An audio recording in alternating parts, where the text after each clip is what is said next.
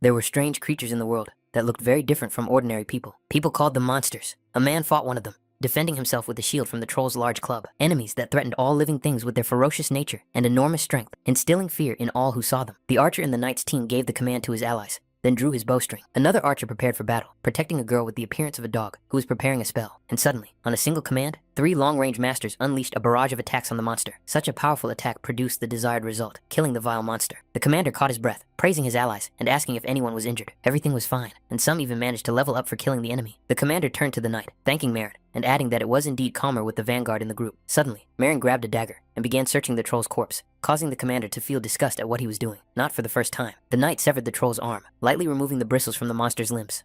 He then drained the blood and rubbed the hand with spices to remove the foul odor emanating from the troll's body. Soon Marin placed the monster's arm on a cutting board and cut the cooked meat into small pieces. While the knight was frying the meat with noodles, his allies continued to express their dissatisfaction, as they could not get used to such cooking. The girl did not understand why Marin made such food for himself when they had normal food. The mage added that the world is huge, and everyone has different tastes. Besides, Marin tried to make it tasty. The final touch was a little bit of greens, and in the end, the knight ended up with troll pasta. The girl wanted to know if it was really tasty, but when Marin offered her a taste, she immediately waved him off in horror. Marin continued to eat. He really did think it was delicious, but the people of this world simply did not understand how good this food was.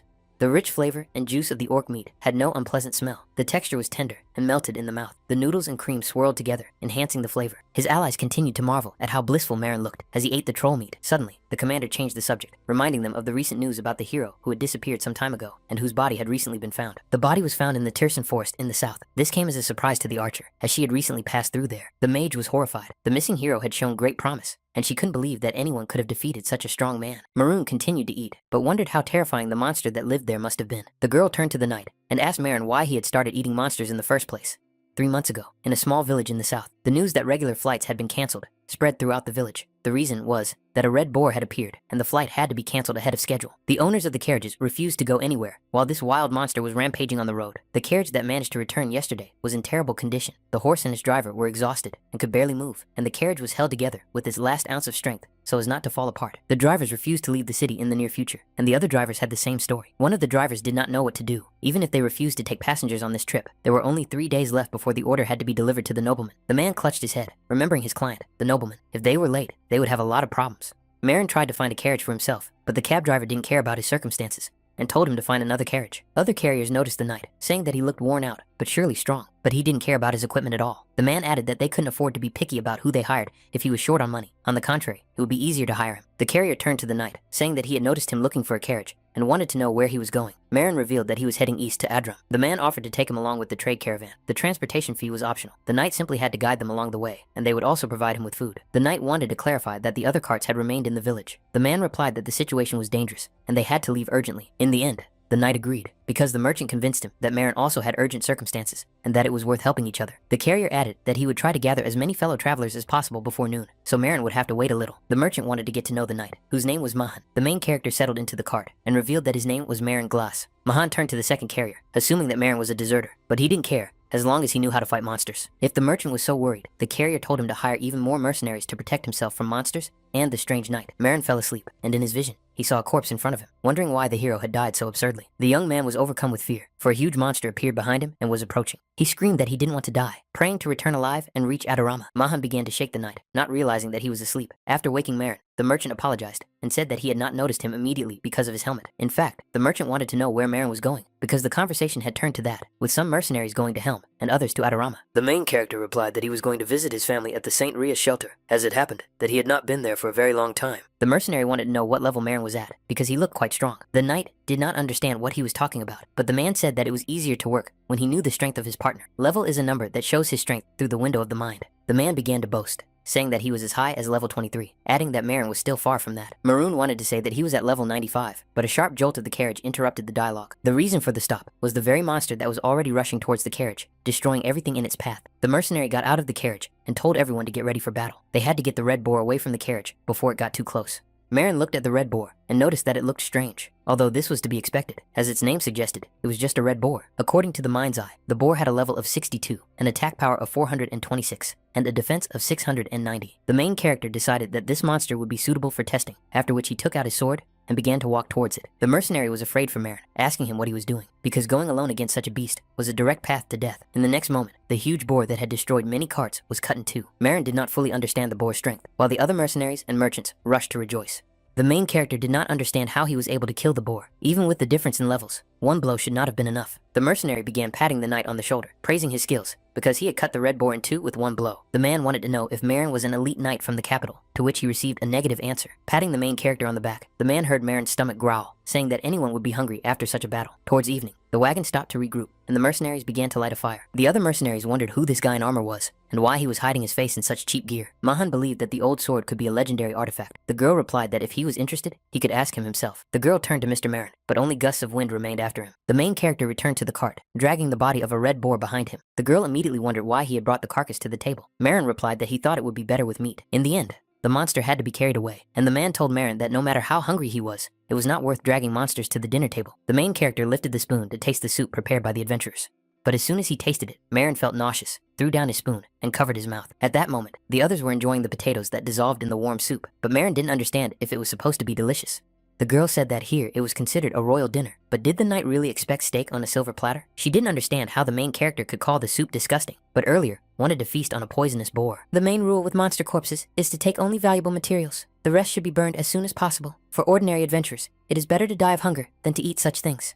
The girl said that the road to Adorama was long, so Marin had to eat the soup, even if he didn't like it. The adventurers called the archer over to help them light a fire, because the boar carcass wouldn't catch fire. The archer approached and asked the adventurers to step aside, as she could do everything herself. Marin, watching this, wondered why they had asked the archer to light the fire. The archeress held out her hand, and her palm burst into flames, covering the carcass with bright flames.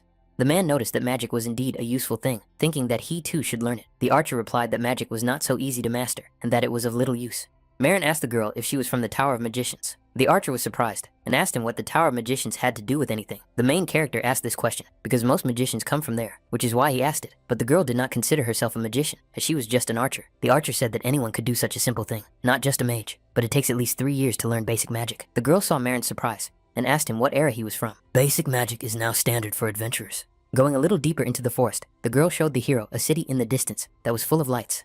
Each lantern was equipped with a magic stone instead of a lamp. The archer was surprised that Marin had never seen such a thing before, adding that it was still rare in villages. Now, even children's toys worked on magic. When the main character was little, this was not the case. The man smelled meat, hoping it was pork and not monster meat. The adventurer offered to cut him a piece to try. He thought that the adventurer wanted to kill him, because they had agreed to eat meat after work. Soon the cart reached eastern Adorama, and the merchant thanked Marin for helping everyone by killing the boar. The adventurers and merchants continued to thank Marin, but he was confused, not knowing what to say. The man in the helmet was surprised that Marin really hadn't eaten anything. The adventurer replied that he had tried, but he had thrown up because he wasn't used to it, so he just drank water. The man suggested that it was some kind of illness. The blonde man replied that this was why he couldn't take off his helmet. Mahan handed the bag to Marin, hoping he would accept it as a token of gratitude. The main character was surprised, saying that they had not agreed on this. The main character was forced to accept the gift, as it was the least he could do for Marin's valiant deed. The bag turned out to contain a pile of potatoes, and when Marin opened it, he was not very happy with this find. Marin continued on his way, throwing the food he didn't need right in the middle of the street. A lot had happened, but he finally returned to his hometown, eastern Adorama. Surprisingly, the cityscape seemed unfamiliar. On his way through the city, Marin noticed a familiar bakery, which was still crowded with people. This reminded him that his favorite home, St. Rias' shelter, was just around the corner. As soon as Marin arrived there, he saw that instead of the shelter that had once been there was now a toy store. The main character thought that he had taken a wrong turn after so much time, but the place seemed right to him. The salesman came out of the store, and Marin immediately asked him if he remembered where the St. Rias shelter was. The man said that he was the second owner of the store, but had never heard of such a thing. An old man nearby overheard the conversation and asked Marin if he was looking for the Rias shelter. The old man himself had never seen it, but he had heard about it long ago, that such a place existed in ancient times. Marin did not understand why he was talking about ancient times, and the old man added that, according to rumors, the shelter had burned to the ground. During the dragon's attack, the village was destroyed, and the shelter burned down completely. Drowning in the water, in his last moments, the boy realized that his life had been unremarkable, boring, colorless, without any real dreams or memories worth holding on to. And in this empty, quiet denouement of everything, he remembered only one thing. It was the warmth of a family dinner. His family had passed away before him, and that was where his first life ended. Suddenly, he saw a bright ceiling and wooden fish above his head. Remembering that he had drowned, 2 little kids called their sister, saying that the baby in the cradle had finally woken up. Being in the body of a child, the boy did not understand what had happened, because he had definitely been in an accident. The nurse asked the baby not to cry, as it would scare the child, who had just opened his eyes. The woman picked up the child, asking him if he had slept well, welcoming the baby to the St. Rias orphanage. From today, he was part of the shelter family. This was his first memory in the new world, the warmth of a family home, which he thought the main character would never feel again. Later, Marin brought a donation for the month. The old woman said that he didn't have to bring it all the time, but the knight replied that he just wanted the children to eat something tasty. But more importantly, Marin had only just returned and was already leaving again, and the old woman was afraid that the knight had been pushing himself too hard lately. His sister was worried because Marin was almost always away. The main character said that this time the job was easy, just clearing out some goblins in the south. The woman asked Marin to promise her something before leaving. Surprising the knight, Marin had to return home before dark, as the old woman was going to bake his favorite berry pie. Soon, the main character was taken to the tree where the gravestone of the old woman Rias hung. The girl revealed that most of the buildings had been rebuilt after the dragon attack, but no one had survived in the shelter. Now the temple had taken over his duties. No one had been here for a long time, and his younger sister wanted to know who Marin was. Maron fell to his knees and simply remained silent, so the sister decided not to ask any more questions and simply left.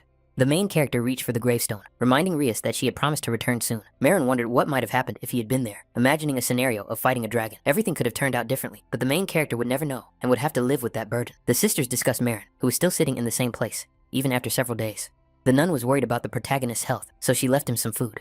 Maron came to his senses and decided to eat the roll, but as soon as he took a bite, his expression became even worse. Throwing the roll on the ground, the main character called it disgusting. He couldn't even swallow a bite. Everything tasted so bad that he wanted to spit it out. The others ate as if nothing had happened, and the main character thought that something was wrong with him. He had lost his family again and was alone once more. What was the point of living such a miserable existence? Suddenly, Marin smelled something pleasant, which distracted the knight from his suffering. The smell was unfamiliar. It wasn't just meat or fish, nor was it the tasteless junk that made him sick. The main character was so attracted by the smell that his body was drawn uncontrollably to the food. Around the corner were adventurers trying to burn something. If they were caught burning monster carcasses within the castle grounds, they would be fined, so they tried to do it secretly. Surprisingly, the smell of this meat was delicious, but if someone didn't recognize it and accidentally ate it, that person would die without even realizing it was monster meat. The adventurer said that if his ally was afraid, he could go and throw it all outside the castle walls. The meat looked too appetizing, so Marin decided to steal it, doing it so quickly that the adventurers didn't notice it was missing. Returning to Rias's grave, the main character took a piece of meat, preparing to cut it with his blade. After tasting the monster's meat, Marin felt the blissful taste he had been craving. It was a taste like nothing else, slightly burnt meat with the smoky flavor, the juice practically bursting onto his tongue. It was a far cry from the food he couldn't even swallow, ordinary food, and monsters were worlds apart. The taste awakened his instincts as soon as he swallowed a piece of this meat. Feeling so hungry, Marin got so carried away with eating that he didn't even notice he had bitten his hand. The main character began to experience terrible pain from the severe wound, curling up on the rock. His tears were visible through his helmet, and Marin began to regret that he had failed to save the shelter. He apologized for being the only survivor, yet he wanted to continue living. Marin wanted to live like a human being and eat delicious food. He wanted to live happily, despite all the shortcomings. Looking at his wounded arm, the spirit of the orphanage's sister came to the main character and gently touched his wound. The next moment, instead of his hand, there was a leaf. It turned out to be a vision that brought Marin to his senses. Soon, the main character gathered himself, stood up, turned to the tree, and said it was time for him to leave. This time, he would return on time, and from this point on, Marin began his secret life as a gourmet. The main character headed for the tower that stood in the center of Adorama, the Hexalim Adventurers Guild. All adventurers began their journey here. It was a widely recognized organization, specializing in adventures. They did everything here, from exploring dungeons to exterminating monsters. They also kept strict records and managed registered fighters. However, given the status of the establishment, not just anyone could join. The guild had a test dummy that determined whether an adventurer would pass the test based on their strength. Soon, another individual entered the arena, this one wearing a cloak and covering their face. As soon as the elf struck, dust and air rose around her, blinding the adventurers nearby. Her strength set a new record on the training mannequin, with a strike of 5,312 units of power. The elf took first place in today's test, even though there were many strong candidates ahead of her. The adventurer turned to the girl and congratulated her on her first place. He offered to team up with her, as he was well known. While the guy continued his stories, the elf told him not to get carried away, and Marin accidentally bumped her with his shoulder. The knight immediately turned to the girl and quickly apologized, calming the elf's anger in an instant. The man in the rat costume angrily asked Marin why he hadn't taken the strength test yet. The rat called him a complete disappointment, because how was he going to pass the test with that attitude? The elf took Marin by the shoulder, telling him that if he kept stressing out like that, nothing would work out. The main character thanked the girl, and the elf said that, as kin, they should help each other. Guild Administrator Daisy turned around, noticing the visitor she had been waiting for. It was Dahlia. Daisy had heard that the elf had taken first place on today's test. As rumors spread quickly, Daisy handed her a piece of paper, and now she was officially an adventurer of Hexalim. Dahlia couldn't believe she had received a D rank since she had taken first place, but all adventurers in the guild started with a D rank. According to the rules, higher ranks required records of completed orders, but with Lady Dahlia's skills, she would raise her rank in no time. The elf decided to get started right away. She wanted to take on a job that could be completed immediately. There were two suitable tasks: the usual extermination of Gorgons on the estate and the collection of damaged eyes. But such orders were only available to groups, as the Gorgon estate had not been cleared by adventurers for a long time. Because of this, monsters had multiplied beyond measure there. There was a threat of a dungeon breach, so only groups were allowed to enter the D rank. The elf turned around, but none of those present inspired confidence, so Dahlia did not know who to be in a group with. Dahlia wanted to ask permission to go alone, but suddenly there was an explosion behind her. breaking the wall. The elf turned back, and as soon as she noticed it, there was a mannequin right in front of her, rushing towards her. Apart from minor scratches and damage to the guild, Dahlia was unharmed, as were all the others. No one could have guessed what had just happened. They only saw the mannequin that had been destroyed. Instead of a stone wall, there was only a hole, and the one who had thrown the stone golem so hard turned out to be the main character. Marin went to Daisy and began to apologize to her repeatedly. Fortunately, no one was hurt, and the knight did not cheat on the test. More importantly, the administrator had been working here for a long time, but had never seen anything like this. If Marin paid for the damage, there would be no problems. This included repairs to the outer wall, broken furniture and equipment, the cost of the golem, and losses from downtime. In total, the main character owed 3 gold and 50 silver coins, and as soon as the amount was paid, the matter would be closed. Ramon wanted to know the deadline, but he was told that he could pay whenever it was convenient for him. The only problem was that if he delayed, the guild would take him to court. But now he was officially an adventurer, so he could pay off his debt by diligently completing orders. Although at the moment, only group quests were available. Dahlia approached Marin and suggested they team up, as she was looking for a group for a quest. In times like these, they had to help each other, since they were kindred spirits, so the elf was extremely kind to the knight. At the assessment, Dahlia was at level 36, and the archer had the title of spirit user. The main character did not understand why the girl was so friendly, and she also had high stats, which made it even more suspicious. Dahlia asked if they could go in this formation, and the administrator confirmed her request, saying that their classes were a perfect match. The warrior and the archer were an excellent combination, opening up group orders for adventurers. This group was created spontaneously, and Marin wasn't sure if this idea would work out. Dahlia held out her hand to introduce herself. The main character was not thrilled about this, but he had a duty to the guild. The knight shook her hand and introduced himself. Marin Glass decided to team up with Dahlia and form a group. The main character wanted to avoid groups if possible, but the archer seemed capable, and they would both be able to fulfill their orders. There was nothing to worry about. For a group formed in a hurry, things weren't so bad. Daisy said that the order had been accepted, and the group registration for the two was complete. But suddenly, the elf broke the handshake, pulling her hand away. Marin didn't understand what had happened, and was extremely surprised. Dahlia's face quickly changed from joy to disgust, and she asked Marin if he was really human. The group set off on their mission and found themselves at the entrance to the gargoyle dungeon, where Dahlia asked the knight why he was standing right in front of the entrance. Once inside, Dahlia continued to complain that she had ended up in a group with a human, asking why she was being punished by having to hang out with a vulgar amateur. Elves are a race of tall, beautiful, and long-lived beings. People used to worship them, so it's no surprise that they have inflated egos and complicated relationships with humans. Guild Administrator Daisy behaved differently, even though she also came from a noble race. As they advanced deeper into the cave, the surroundings changed, and a castle appeared before the group. This place called itself a mansion. Inside the cave, everything seemed like another world, not like the outside. Marin saw many gargoyles in front of him, and realized that this was their goal this time, so he decided to conduct an assessment. The gremlin monster was at level 18, a low-level gargoyle, and as it grew, its body became stronger and larger. The elf turned to Marin and asked him to stay away and not get in the way. First of all, the knight should not have spoken to her. Marin should have done his job, and the archer would be able to clear this dungeon herself. The main character silently moved forward, surprising the archer. Dahlia told him not to ignore her, but Marin reminded her of her words. Dahlia declared that this did not mean he was allowed to ignore her and be rude. She assumed that it was difficult for people to learn basic manners. The main character asked her to end it already, hoping that they would never meet again. Dahlia asked him where he was going alone. Marin replied that the gremlins were only level 18, and at their level, they were no threat. Dahlia was surprised that Marin had seen her status, and if he had determined it so easily, it meant that he was stronger. The girl called the knight disgusting for peeking at her status, adding that he was a nasty person. Dahlia continued to complain that people were disgusting and rude, and that it was bad manners to peek at someone else's status without permission. Because of the elf's loud cries,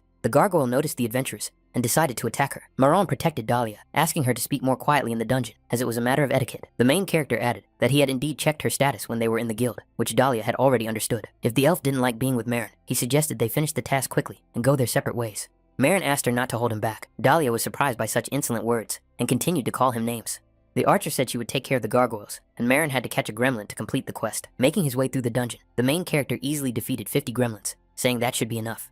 A new type of monster appeared nearby, gargoyles, level 21 monsters, the highest form of gremlins. The entire body of these enemies was like stone. Dahlia could barely cope with these monsters in close combat, and with each attack, she had to retreat further and further. Marin watched the carnage from behind, assuming that she probably wouldn't die if he left her alone. Placing the cauldron in front of him, the protagonist decided that he needed to find a safe place first. The gremlin's body resembled a frog, so he thought it could be cooked in the same way. Marin cut up only the parts that looked edible, but there was less meat than he thought. But if he made small skewers, the gremlin meat would be quite acceptable as food. Marin decided to roast their hearts as well. The seasoning was supposed to mask their strange smell. For his first attempt at frying gremlin meat, the main character decided that it looked pretty good.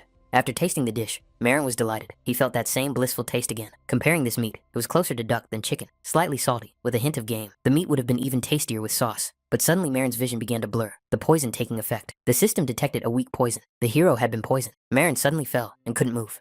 The main character began to crawl, not knowing what to do without an antidote, but suddenly, he remembered the characteristics of gremlins. These monsters use poison when attacking, and if their bodies were poisonous, then they must have an organ that neutralized their own poison. After digging around in the gremlin's body, Marin found a liver that should neutralize the toxins. After trying this liver, the poison was finally neutralized, and Marin was able to breathe a sigh of relief. It wasn't just about the taste. Because of the poison in their bodies, people refused to eat them with their everyday food. While the main character decided to seriously study antidotes, Dahlia appeared behind him, wounded, and with a look of surprise on her face. Dahlia knew that humans were barbarians, but she had no idea how bad it really was. The girl couldn't understand how anyone in their right mind could eat this. Marin knew that elves were vegetarians, but that didn't give him the right to insult those who ate meat. The elf could no longer bear to watch such a nightmare, and find herself on the same team as a knight who ate monsters. Dahlia asked the main character if he had already collected the gremlin's eyes. Then why was he still here? The main character said that they had taken the assignment on the condition that they would work as a pair. If the group split up, it would affect not only them, but also the guild administrator. Dahlia had no idea what to say to that, so she just said that it was her problem. Marin noticed that the elf was short of her quota, so he could help with the gargoyles, because Dahlia probably wanted to get away as soon as possible too. The archer said she didn't need help, but the knight interrupted her and said it would be over quickly. Picking up a frying pan and a sword, Marin began to bang them together, revealing that he used to be a shield bearer. He used mockery. The loud noise was used to attract monsters. Dahlia did not understand what he was doing. She could not find any similarity between banging on a pan and being a shield bearer. The archer realized that the most famous skill among them was mockery. It was used to distract monsters and protect the squad. Dozens of gremlins and gargoyles heard the provocation and immediately rushed towards her, while Marin continued to bang on the pot. Dahlia decided to run away. This was usually how allies were protected, but it also worked perfectly for luring flying creatures. However, gargoyles and gremlins became stronger when provoked by the adventurer. The main character didn't care. He gripped his sword and used hand-to-hand combat fencing. A-rank sword mastery automatically activated when using bladed weapons. The level increased proportionally to the rank. B-rank martial arts, an active continuous buff that increases agility for close combat. Dahlia considered it a nightmare that happened because of one person. As long as she kept her distance, she could cover Marin from behind. But in the next moment, Marin rushed forward, slashing through almost all the monsters in his path. Dahlia couldn't believe it. She could barely kill 5 gargoyles on her own, but the knight in front of her had done the impossible. When they decided to return to the guild, Dahlia asked if Marin was really okay with this, because it wasn't necessary to cancel the group's mission. The main character turned around and told the archer that she herself wanted to finish it quickly. Marin only helped because Dahlia wanted to finish early, which made Dahlia think. But suddenly, she asked the main character to stop and be quiet, as the archer heard voices. Marin was surprised. He didn't know that elves' ears were so sensitive. Dahlia ran ahead, noticing a cart, a dead deer, and a couple of people on the mountainside. The merchant complained about the adventurer, who couldn't even dodge a deer, and it wasn't even a monster. They had to get to the black market by tomorrow. They had an elf prisoner whom they kicked in the back, ordering the guy to move faster. The elf couldn't stay on his feet and fell to the ground, apologizing and begging people not to hit him. Gritting her teeth, Dahlia asked Marin to look at what she despised about the human race. People talked about abolishing slavery, but behind their backs, they continued to trade in other races. Dahlia asked Marin to get his weapon. They had to make these traders pay, but the knight didn't understand why. The main character asked the girl why she was so sure that this elf was an illegal slave. Maybe he was a criminal or a debtor. The archer heard everything. The traders said they were taking them to the black market, but Marin decided to leave. He didn't want to waste time on something he wouldn't get paid for. Dahlia thought Marin was different, but he turned out to be just as insensitive as everyone else. While the archer remained where she was, the main character stopped and thought about his actions. The merchants had many elves in slavery, even a mother and daughter, who were trembling with fear. Dahlia was also afraid, but she decided she could do it because she had trained for moments like this.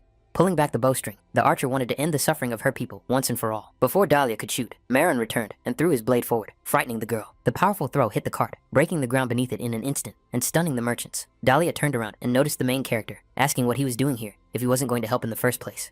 Marin didn't care about adult affairs, but a child, whether elf or human, was not to blame for anything. The merchants tried to determine where the sword in their cart had come from, and the man pointed to the mountain, saying that the enemies were there. Dahlia called the merchants dirty people, who were always pretending to be something they weren't. She cared because her companions were in that cart. The merchant asked her not to be stupid, because they were official slave traders under the patronage of the House of Beshtal, and all the slaves here were legal goods. The coat of arms of the House of Marquis Beshtal hung on the cart, and the adventurers could apologize to the House of Beshtal and pay for the damage. Otherwise, they would not be able to leave alive. The warrior snorted, saying that elves were stupid, assuming that their hobby was to cause trouble every time they appeared. The main character thought for a moment, saying that the coat of arms on the cart was not that of the legendary House of Beshtal. The merchant asked him to stop talking nonsense. The wolf, symbol of the Marquis Beshtal family, was right in front of them. The wolf had normal eyes, but the ancestor of the Beshtal family had only one eye, and this feature was reflected in the coat of arms. This meant that the coat of arms was a fake. The punishment for someone pretending to be a nobleman was still death. The merchant ordered the adventurers to be killed, as they only had 2 warriors who stood up to the slave traders.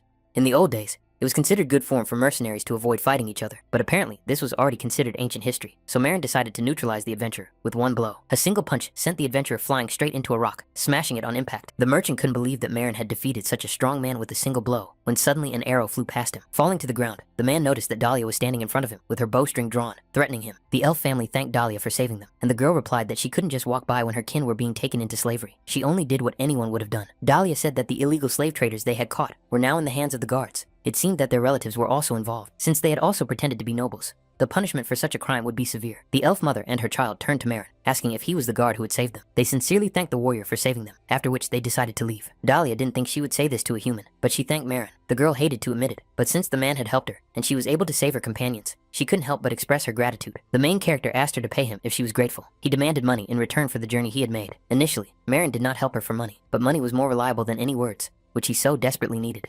Handing the bag of money to the main character, Dahlia left and told the knight to get lost. The next day, the main character returned to the Hexalum Guild, having completed the task for the group. The number of items matched the request exactly, and Daisy congratulated the main character on completing his first task. For a first time, the task was not easy, but Marin handled it perfectly and very quickly. The reward for the task was a couple of silver coins, which the main character considered very meager. Daisy said that according to the guild's rules, until the knight fully paid off his debt, the amount would be automatically deducted from his reward for the quest. Deciding to pay off the debt as soon as possible, Marin decided to take on another task and set out immediately. Money was the most important thing, but this time, the main character wanted to try something new. The quests available at his rank were the Stowe's dungeon of the 15th level. It was a place covered with stone monsters. Another request for destruction was in the Orc Hut, level 26. Marin had never been to this place before, so he was interested in this particular quest. Inside the guild, the knight met the archer he had met in the wagon, surprised that he had decided to become an adventurer. The girl was glad to see that the main character was healthy and continuing to get better. While Mickey was chatting with Marin, her allies came to her, telling Marin to meet the members of her group. There were two other adventurers standing in front of Marin, one of whom introduced herself as Olga, the leader of Mickey's group. Mickey told them about Marin, whom she had met on the way here. Marin was a picky eater, but in reality, a strong mercenary. Olga and Mickey were archers, and the third adventurer in their group was Hecate, the group's mage. Such an unreliable lineup made the main character wonder who was at the forefront of their group. Usually, they hired someone temporarily, but they couldn't find anyone for the last week, so no one went to the dungeon. Magic was easier to learn these days, and there were few melee fighters now. Mickey offered to join their group as the vanguard and go with them to the Orc Hut. The adventure in the hut turned out to be more dangerous than anyone expected. Mickey barely managed to dodge the orc's destructive swings of his club. Olga came to her aid, shooting an arrow straight into the orc's eye. The monster grabbed its eye and began to scream with a destructive roar. Hecate also used her spell, exploding the arrow lodged in the orc's eye. This attack killed the orc, and the adventurers rejoiced that they had managed to kill all 10 monsters. Since Marin joined the party, the hunt had been going much faster, but suddenly the adventurers fell silent, distracted by an earthquake. A multitude of orcs were heading straight for them, their eyes filled with bloodlust. Mickey did not understand where so many enemies had come from, assuming that they had heard the cries of those they had just killed. The adventurers were terrified, but Marin stood still, not moving an inch. Hecate was not as fast and stumbled while running. The orc managed to catch up with her and was already swinging his weapon to kill the mage. Marin managed to intervene, and the protagonist's lunge cut the orcs to pieces. Hecate was fine, and Olga was surprised that one warrior could destroy an entire horde of orcs so easily. Olga suggested ending the hunt for the day because the others were tired and they had killed enough monsters. More importantly, Marin was frighteningly strong, but at least they were safe thanks to him. Hecate was about to thank the knight for saving them, but he had disappeared from where he had been just a moment ago. Suddenly, the smell of roasted meat wafted through the dungeon, attracting the attention of the adventurers. The adventurers headed there and found Marin, who was cooking food that smelled delicious. Mickey wanted to add mushrooms to his dish, but then she noticed that Marin was roasting orc meat. Olga pointed out that the quest details did not mention anything about roasting orc meat and carrying it with them. The main character focused on his food. At first, he thought the meat would be similar to pork, but when cooked differently, the orc resembled a mixture of beef and pork. With each bite, the juice literally exploded in his mouth, revealing the true taste of the meat, and the fatty, tender meat enveloped the knight's tongue. The adventurers felt disgusted, just by the sight of the main character taking a bite of the monster's meat. Marin believed that it couldn't be tasteless, so he decided to enhance the flavor by sprinkling a little salt and pepper on it while frying. The adventurers decided to discuss something, and the main character quickly realized that this group was finished. The hero thought they were kicking him out, but Olga said that she understood his tastes, but asked the knight to refrain from eating monsters so openly. Mickey added that they would not kick out an excellent vanguard because of his unusual tastes. The group exchanged food, and when night fell, the adventurers decided to take a break. In the morning, the battle with the orcs continued, completing the mop-up task faster and faster. In the evening, the adventurers discussed their stories in the cave, while Marin prepared food for monsters. Mickey said that today was the last day of the quest, so why was the knight going to sleep separately? When the main character fell asleep, he had a dream in which the group of adventurers were joking around by the campfire, their laughter filling the forest. Later, he returned to his group, and everyone greeted him joyfully, saying that the campfire was already burning. Suddenly, Olga's scream woke the main character. The group was terrified, and everyone looked at the knight. Marin did not understand why everyone had woken up, adding that it was not yet his turn to be on guard duty. Hecate told him not to move, and right in front of Marin's face was a staff with a spell ready to be cast. If the knight moved, he would lose his head. The main character just had to answer questions. While he was asleep, the adventurers used an appraisal stone on him. Marin was incredibly strong and had never been wounded. Olga wanted to know what his level was, but none of them understood why the main character had a title, calling him a killer of his own kind. Killer of kin is a title given to a cold-blooded creature who has killed more than 100 members of its own race. This title increased attack power by 5% when fighting members of one's own race.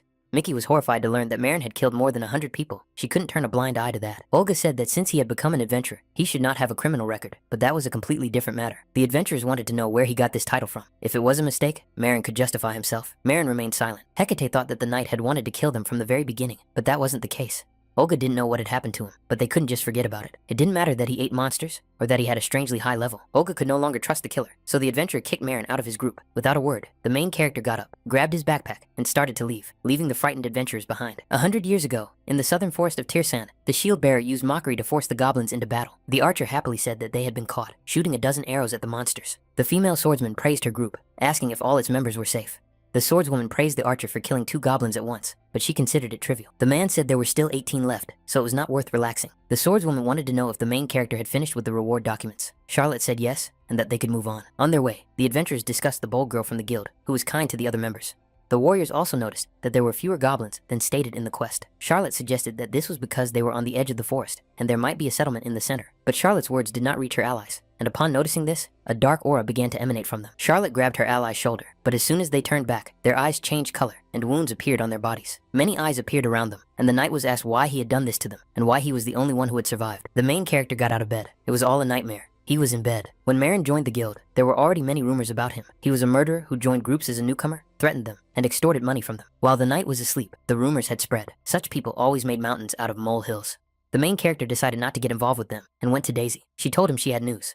Marin Glass had been promoted to a C-rank adventurer as of today, and new quests were available to him. The exam for promotion to C-rank had been cancelled several years ago, and now, if achievements were accumulated within a certain period of time, promotion to C-rank would occur automatically. A lot had changed during Marin's absence. Accepting his promotion, the knight wanted to move on to the new rank's orders right away. Daisy agreed, showing him a couple of sheets with the remaining C-rank orders. Marin was interested in a level 30 harpy nest. The request was to obtain harpy feathers.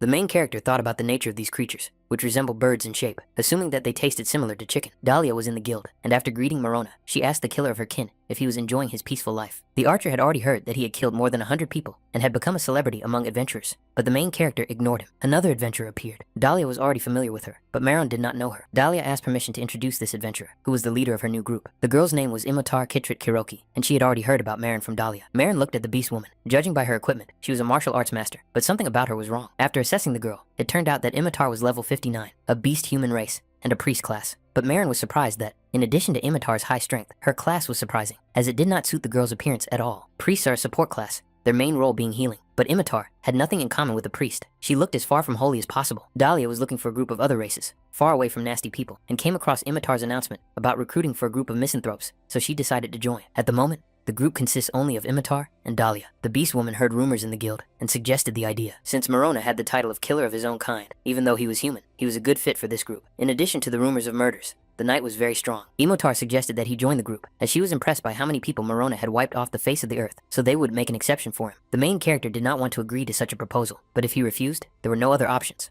That was true. Now that everyone knew about the killer of his own kind, it would be impossible to find a group. Marin had to agree, so Imitar suggested they go ahead and test their skills and compatibility. As soon as they entered the Harpy's dungeon, Marin was faced with a couple of monsters, and flying monsters are a real pain for a shield bearer. While Marin was thinking about how to get to the Harpies, the archer easily shot the monster. Dahlia asked them to leave the small stuff to her, and suggested that Marin do what he does best, dance for them. Another Harpy rushed to attack. The main character turned around. Imitar was already running towards him, and signaled him to raise his shield.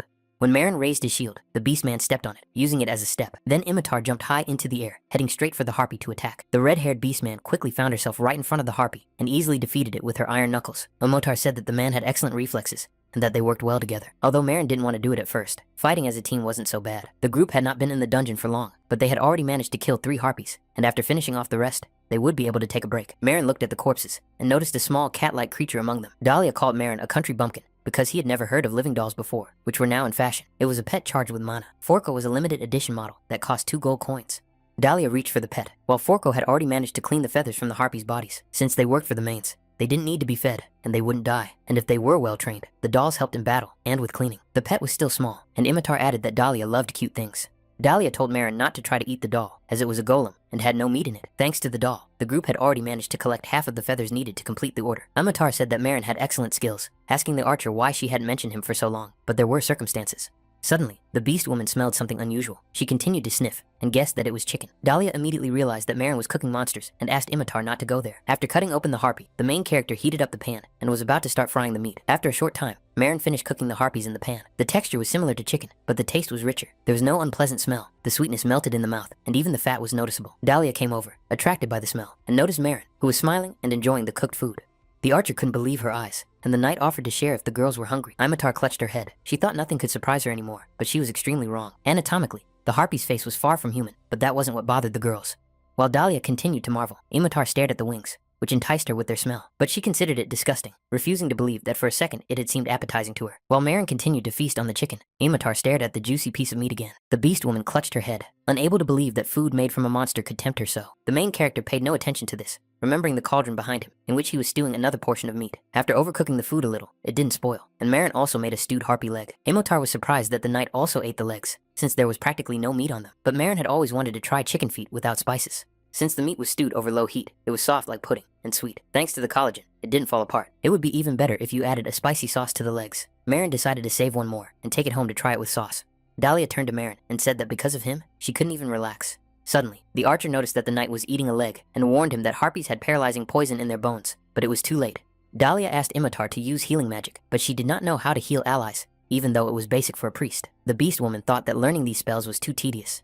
Loud noises attracted the harpy, and the girls were frightened, but they had no choice but to fight. Imatar told Dahlia to get out of the way. She had learned a new spell that she wanted to use on the harpy. The girl used her magic to create a raging flame, a Flema Infernos, which completely covered the cave. In the burst of flame, Dahlia's toy burned up. She had had it for less than a week. Dahlia was angry at Imatar, who apologized, saying that her magic was still at the F rank, so she had missed.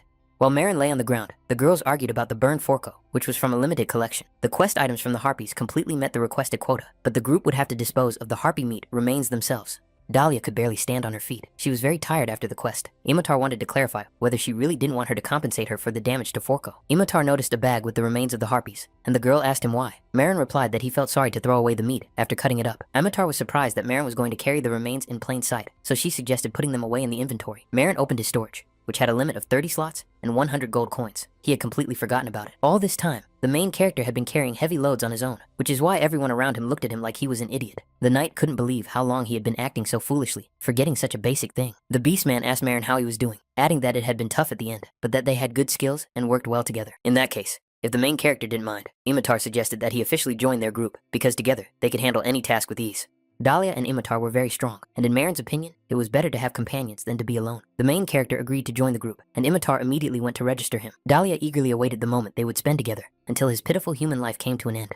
Suddenly, the main character remembered his previous group, who had also told him that they were happy to work with him. Soon, Imatar returned, apologizing for making her teammates wait, but she finally got the documents. The group was called Total Chaos, and Imatar and Dahlia were not very happy with this name. Imatar did indeed register the group under that name, saying that they should not object to the leader's decision. The beast woman heard the man mutter this in his happy nest, and there really was chaos there. Imatar didn't understand why, but the word stuck in her mind, even though she couldn't fully grasp its meaning, but it caught her attention. Dahlia said that the name should be chosen together, but they had no other ideas, so the group was named that way. Dahlia couldn't believe that all her future achievements would be under the name of Chaos. Although the name was strange, it wasn't going to kill anyone. Marin was going to go to his room and reheat the leftover harpy meat. Imatar stopped the main character, saying that because of the new addition to the group, they needed a welcome party. The main character wanted to refuse at first, but they ended up at a restaurant where Imatar said they could drink and eat as much as they wanted, as she was treating them today. Dahlia was still surprised by the name Chaos, but the application had already been submitted, so she would have to accept it. The food on the table looked appetizing, but Marin didn't really want to touch it. As soon as he tasted the food, he felt nauseous, and at that moment, the girls continued to argue about the name. Suddenly, Imatar revealed the purpose of creating the group. The beast woman wanted to get rank A as quickly as possible. All adventurers in Hexalim started at rank D and rose through the ranks by passing promotion exams, but the ceiling for a regular adventurer taking standard exams was rank B. To obtain rank A, an adventurer's skills and achievements must be recognized as outstanding. The content of the exam was a closely guarded secret, and almost no one knew what it would entail. Only the true elite, approved by the guild, could achieve this. Imotaru revealed that her younger brothers are still enslaved by humans, so she needs a lot of money to buy their freedom. That man said that if the beast man works for 3 years and saves up enough money, he will sell them their freedom. He promised not to touch them for those 3 years. Her family was enslaved after the revolution, so Imatar and her brothers were not saved. To become free, one must buy oneself out from the master. There is no other way. The main character did not know about some revolution, but Dahlia said that it was recent, by human standards. The archer decided to explain briefly. As the knight knew, people had been kidnapping other races and selling them into slavery for centuries. Elves were prized for their rarity and beauty, dwarves for their skill and endurance, and beastmen were considered animals and also enslaved. The Imatar family had suffered the same fate. Humans locked up their captives so they couldn't escape and used them as they pleased. No one could escape, and those who tried met a terrible end. Human cruelty lasted for centuries. Finally, the cup of patience overflowed, and many races united in an alliance. Those who had lived apart stood shoulder to shoulder against humans. Thus began the revolution. Humans called it a race war. They made demands of humans. One of them was the abolition of slavery. The beast people threatened full-scale war if their demands were not met. At first, humans resisted, but unlike the beast people, who had nothing to lose, humans risked too much. In the end, they accepted the terms and signed a pact. This pact prohibited trade with other races and forced humans to respect the borders of foreign lands. After that, those who had been hiding began to come out into the open, and now, many races live openly again. Dahlia and Imitar can work as adventurers only because of this pact, and they have some freedom in the cities. As soon as Imitar was freed, she immediately joined the adventurers. It's the fastest way to earn a lot of money. The archer revealed her goal. As soon as she reached rank A, she wanted to become the elder of the forest where she grew up. Her family had always taken on this role, and now it was the turn of the new generation. But the problem was that this burden fell only on the eldest child.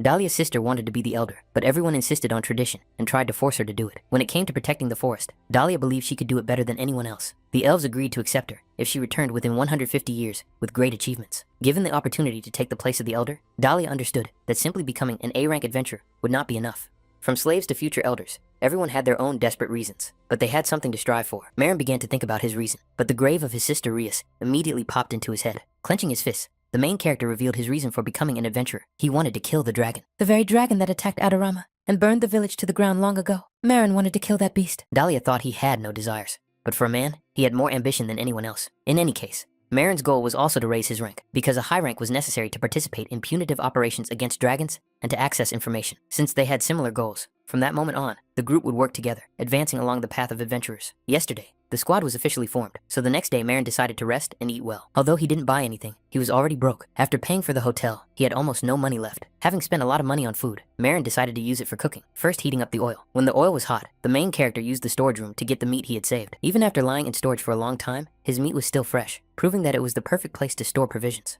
Adding an egg for the batter, Marin began to evenly coat the meat in the batter mixed with breadcrumbs.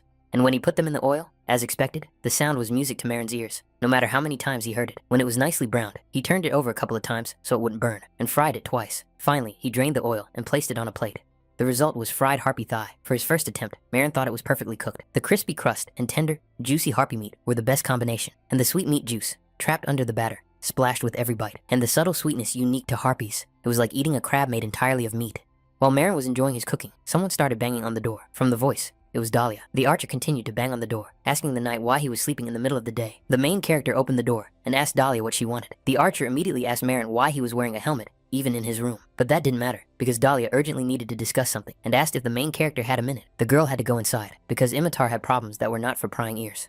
But as soon as Dahlia was inside, she immediately noticed that Marin was cooking monster meat again. First, Dahlia wanted to tell him a secret about Imitar, but she asked Marin for a small amount of money first. Marin stood up and said that if Dahlia wanted to ask him for money, he wouldn't even listen to her. The main character said that if the reason was not convincing, she would be kicked out of there immediately. The archer asked why people were so impatient. Dahlia decided to get to the point, revealing that Imitar had deceived her human master. Marin must have heard that Imitar had been saving money for her younger siblings, and that they had not taken on any work today, precisely because the beastman had gone to visit her brothers.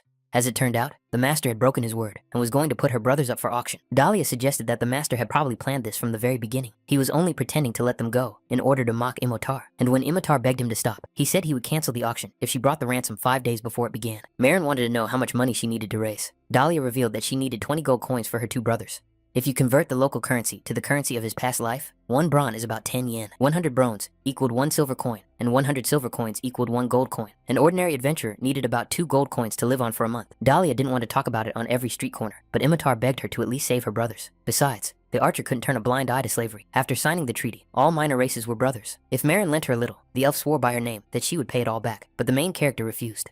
He had only known his allies for a few days, so he couldn't trust her with such a large sum of money. Dahlia realized that she would not get the money, regretting that the Imitar brothers were just babies who had only just learned to walk. The main character immediately understood that Dahlia was trying to play on his pity, knowing his character. The archer said that she would return twice as much money to Marin with interest, but Marin replied that the girl could run away or not repay the debt until his death. Dahlia thought about what to say, then realized that there was no other way out, and asked the knight to bend down. The archer began to whisper, and asked Marin if he happened to have the attribute of wind among his innate abilities. In this world, if an adventurer's intelligence is high enough, they can use any kind of magic. However, the innate attribute indicated which element suited him best. Marin's attribute magic consumed less energy, but was much more powerful. Attributes are given at birth, and usually a person has only one. Occasionally, geniuses with 2 or more attributes were born, and most of the great magicians in history were just that. If Marin helps Dahlia, she will grant him the blessing of the spirit, the attribute of wind. But the knight was not so interested, asking if giving out attributes was that easy. Receiving a positive answer, the main character stood up and told Dahlia that he would help her. Dahlia wanted to know where Marin was going to get the money. She had asked for it herself, but 20 gold coins was a considerable sum. Marin wanted to know if trophies obtained by poaching in high-level dungeons could only be sold on the black market. Dahlia said that it was forbidden to enter dungeons that were not of one's rank without the guild's permission. Marin knew this, but there was no other way to quickly raise such a sum. But Dahlia insisted that breaking the law was too dangerous,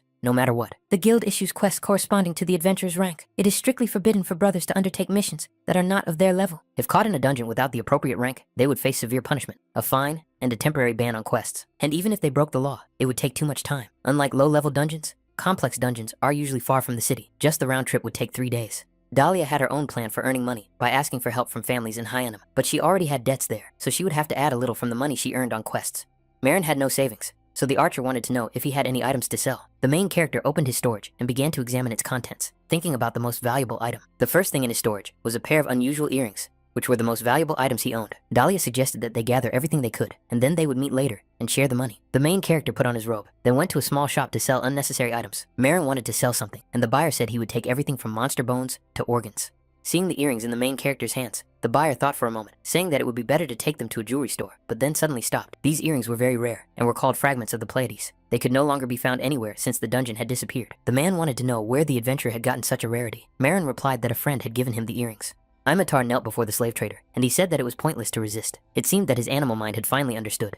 The 3 years the trader had given Imitar were just a whim, but she would never be able to walk free again. Imitar wanted to kill him on the spot, smash the slave trader's ugly face, but she couldn't. Suddenly, Dahlia and Marin entered the room, and Imitar immediately heard that voice and noticed her allies. The beast woman did not understand why Dahlia had brought the main character, but she revealed that the knight had helped raise the money. Marin said that they were worthy teammates and had prepared the amount the master had requested, so the knight wanted to make a deal. Although they were in the same group, Imitar did not want to accept help from a human, hoping that he would not reproach her. The owner couldn't believe that a C-rank adventurer had such a sum, saying that he knew how to spot fakes.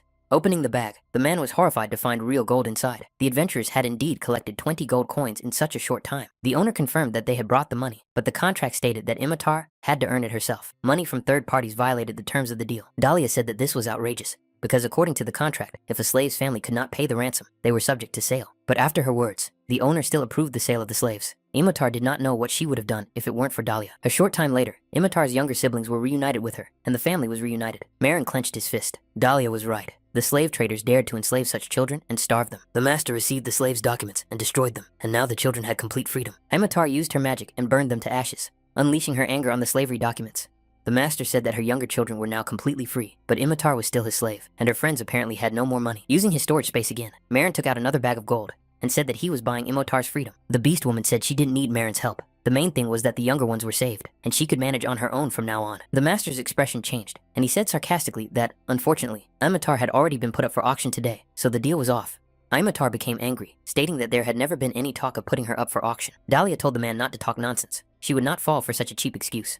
The slave trader declared that everything was completely legal. The owner could buy and sell slaves as he pleased. The contract even stated that the legal trade of slaves was the owner's legal right. Dahlia could not contain her anger, calling the man all sorts of names for using such a dirty trick. Maran considered this childishness, a ridiculous excuse that the owner had come up with on the spot, because he did not want to sell Imitar. As long as the laws existed, he could not refuse to sell. The main character agreed to participate in the auction, asking Imitar to simply wait for him and not do anything foolish. Once, the nun Rias told Charlotte that all children need someone to look after them. The young and immature need adults to guide them on the right path and protect them. This applied to absolutely everyone. Every child born into this world deserved protection. Marin understood that Imitar was the only one who could protect these children, save her younger siblings. But that wasn't all. The Beastman shouldn't have left the children alone. Imitar believed the main character's words, telling him that if he failed after making such grand promises, she would not forgive him. Dahlia was not thrilled, but Marin had a plan, so she agreed to play along, telling the girl that they would see each other at the auction. The owner laughed, saying that Imitar really did have reliable friends, but he didn't believe they would be able to free her. The slave trader approached Imitar and said that no matter how much she struggled, she would not escape. The owner told his servant to contact the trade guild's support team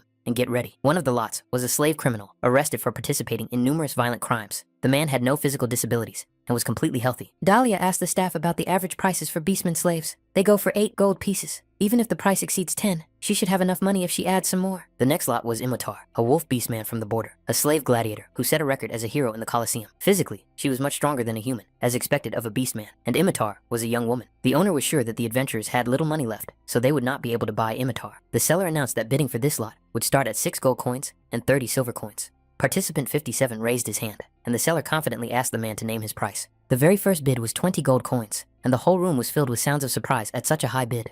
Dahlia was frightened. She had clearly heard 8 gold coins, but 10 gold coins on top of that was insane money. Marin Glass raised his hand. He was participant number 21. The guy immediately asked for the maximum bid. The seller revealed that the maximum allowable price was 30 gold pieces for humans and 50 gold pieces for other races.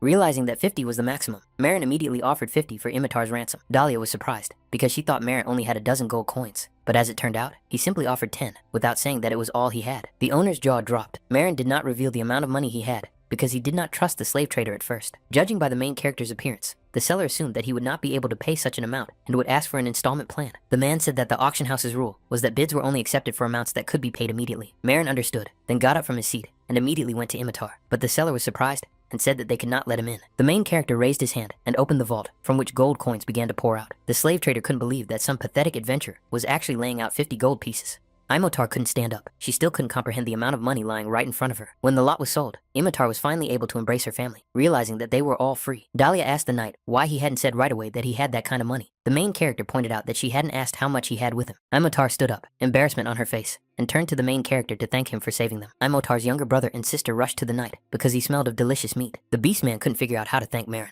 Dahlia asked her not to worry about it, as he probably just liked them as friends. Imotat said that Marin smelled so oily and appetizing, asking if he had anything for lunch. But Dahlia did not immediately understand what she was talking about. The elf immediately burst into his room and stopped Marin from feeding the younger ones monster meat. The children had already tasted the harpy meat, and the joy did not leave their faces. They said it was the most delicious dish they had ever eaten. The main character said that the children already had all their teeth, and that beastmen had very strong stomachs.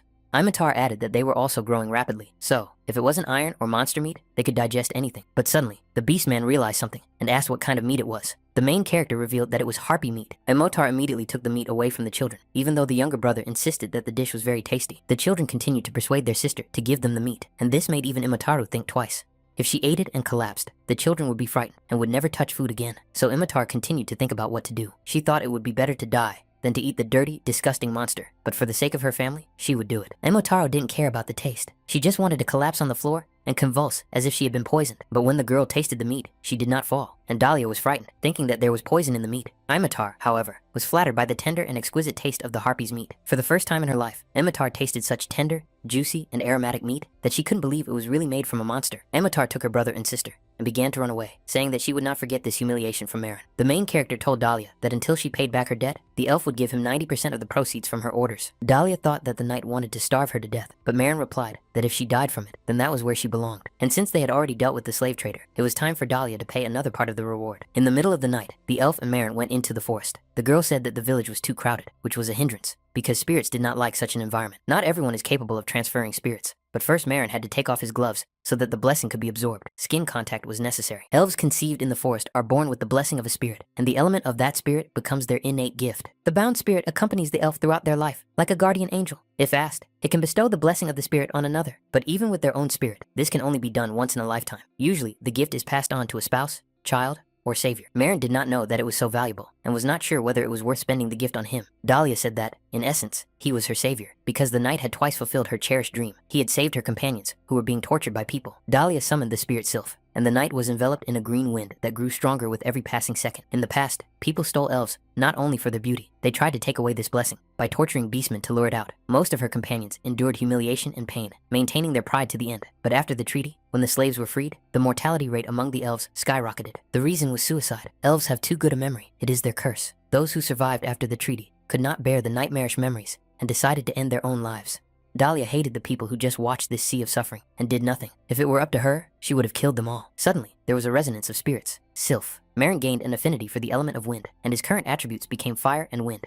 Dahlia asked him not to be deluded. She still hated people, calling them vile and greedy, for they were ready to do anything for profit. Her blessing did not mean that she had forgiven the main character for his human nature. The next day, the main character came to the Hexalim Guild, where his comrades were already waiting for him. Imitar said that she had to work hard, because they were looking for someone from the Beastmen, since these children could not be trusted with humans. But in the end, they found a nanny. Today was a historic day, as Imitar became a free citizen and found an excellent order for a crystal cave with a request to destroy the mud dart. Dahlia felt disgusted, because hunting in a dirty swamp was not much fun, but this task was safe for rank C. A mud dart is a piece of mud that crawls like a slug, but it is still a monster, so Morona was interested in its taste. The archer understood the main character's intentions and couldn't believe that he was going to taste the mud, but Amorit said it was time to move on to the wagon. Dahlia wanted to know what other monsters lived in the crystal cave, and the beast woman said she would tell her all the details in the wagon. After the quest, they needed to find accommodation for Imarat and the younger ones, because they couldn't live in a hotel forever. A wagon stopped in front of the group, but it was clearly not the one they were expecting, as it was too luxurious.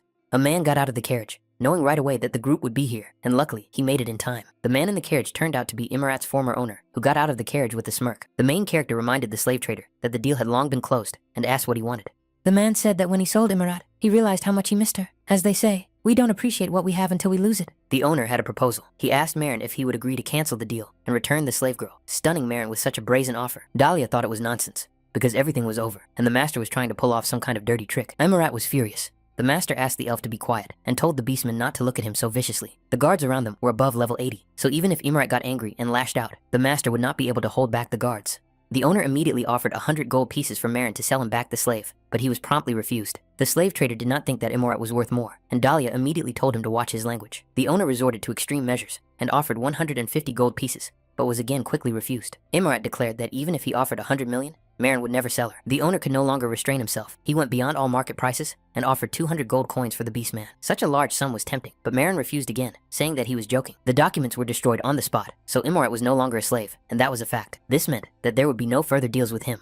If in the future the owner dared to offend Imitar as her comrade, Marin would personally deal with him. The slave trader tried to settle everything peacefully and with money, but since he had no choice, he couldn't resist the pleasure of playing with Imarat. As soon as he said he would take her by force, the beast man rushed forward and struck her former master. She had been silent and listening, but now the girl was furious and would no longer tolerate it. Imarat was no longer his slave, so the man did not dare to talk down to her. The guard wanted to rush into battle to defend his master, but suddenly Marin's hand appeared behind him. The man did not understand how the main character had concealed his presence.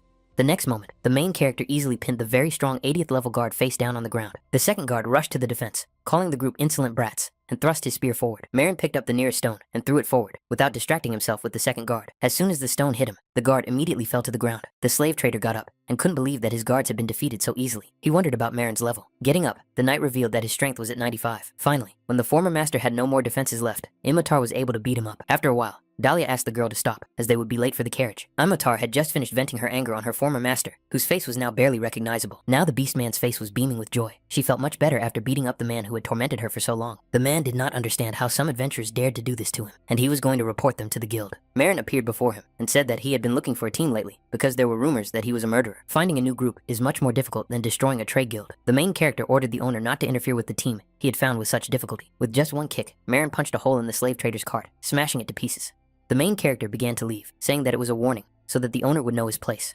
Immediately after that, the group found themselves in a dungeon, where Dahlia revealed that the mud monsters were afraid of fire. Imitar took this as a command, and immediately summoned her signature fire whirlwind. The archer asked the beast woman if she had trained at all to better use this skill. Imitar replied that while she was in captivity, she had no time to improve her skills. Marin decided to start tasting right away. Imitar warned him that she had not yet learned healing, so if he fell again, she would not be able to save him. The lump of mud had no smell, so its taste might also be different from that of soil, but its texture was like chewed papier-mâché with a bubblegum flavor. Just because it was a monster didn't mean it was tasty. Realizing that the mud monster was not to his taste, Moreau decided to finish the remains of the roasted harpy. Imitar turned to the main character, saying that she had been busy with the younger ones at the time and hadn't thanked him properly, but she was extremely grateful for saving her family. From that moment on, Imitar was going to save money to repay her debt. Moreau convinced her that she needed to feed her younger siblings, so there was no need to repay the debt. Dahlia wanted to know where the main character got such a large sum of money, assuming that he had gotten involved in something dangerous, like the poaching they had talked about. But it turned out to be much simpler. The main character had sold a memento belonging to a former friend. He had kept it for personal reasons, but decided it was time to let it go and got rid of it. Imitar couldn't understand why he sold something so valuable. Even if she paid back the debt, he might never get it back. The main character didn't think it was a big deal, since Dahlia and Imitar were now his friends. Imitar was delighted and announced that from today, she would once again try to be the leader of the group. The girl had heard that Dahlia had given Marin her blessing, and it turned out that she had known him a little longer than she had known the beastmen. Imitar also wanted to know why Maran always wore a bucket on his head, because she had never seen his face. The main character said that he had personal reasons for doing so, and when he noticed the beast woman approaching, he asked her what she was doing. Imitar turned away and suggested that Marin had a huge scar there, but Dahlia asked her not to pry into things that others did not want to reveal. But even Dahlia agreed that Marin was too secretive about his identity. If someone was interested in him, it meant they wanted to be friends. Suddenly, next to them, the rock with the crystals broke, and a pile of crystals flew forward. Right inside the rock was a crystal-tailed monster, resembling an iguana. Imitar reacted quickly and jumped on the monster, deftly killing it with one blow. The main character did not have time to dodge the crystals flying at him, and one of them hit the knight right in the eye. Marin checked and saw that the eye was not damaged, so he did not pay attention to the injury. Imitar told the main character to take off his helmet so they could examine the wound and treat it. If the eye was damaged, they would immediately return to the temple, but Marin did not want to take off his helmet. He remembered the time when people saw him without his helmet and called him a monster in horror. With a cry, the main character told his allies not to touch him, causing the girls to freeze in shock. Marin was so unwilling to let anyone see his face that he continued to shout for everyone to stay away. Dahlia understood that he was uncomfortable, but the wound needed to be examined in order to heal it. Marin calmed down and asked them to continue cleaning the wound. His allies knew his level, so the crystal tail would not inflict a fatal wound on him. The girls decided to take Marin's word for it, but if he got worse, it would be best for the knight to report his condition. Imotar apologized for trying to remove his helmet, and Marin apologized for yelling. Returning to the guild, Imotar handed over the necessary ingredients to complete the mission, but the group looked agitated. Dahlia suggested that the group take a break today and keep an eye on Marin's condition while they rested. The group agreed to rest, when suddenly an adventurer stumbled into the guild and said that an emergency had occurred. According to the girl, a new dungeon had been confirmed in the forest area on the border between Adorama and the capital. The dungeon was open. The dungeon was called the Dryad Garden. Imotar said that there were a bunch of other groups there. The guild would figure it out, and they would hurry to the hotel. The main character said that they would also participate in the cleanup, even though he needed rest. But there was something more important. The groups of adventurers gathered at the site. The guy in shining armor asked all the groups summoned by the guild to gather in front of him. Rumors spread that the first explorer of this dungeon had been killed by the boss, and now he was in the temple. According to the rumors, there were 2 bosses in the dungeon, and strangest of all, both were dryads. Dryads are plant monsters, and thinking about them, Marin suggested that they would make a good salad. Imotar said that if Marin started eating dryads in front of everyone, their group's reputation would be ruined. Marin added that elves are vegetarians, and although he had never cooked for Dahlia before, this time he was going to make her a dish.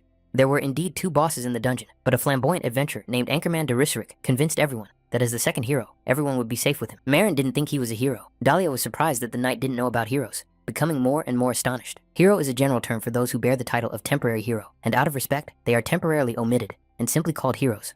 But the appearance of heroes makes some tremble with fear. After all, it would not be an exaggeration to say that the very existence of heroes heralds the return of the king of all monsters, the Demon King. It is believed that heroes must defeat the Demon King when the time comes, so countries and guilds treat them with special respect and welcome them in every way possible. Anchorman was a level 75 warrior with many titles and very high stats.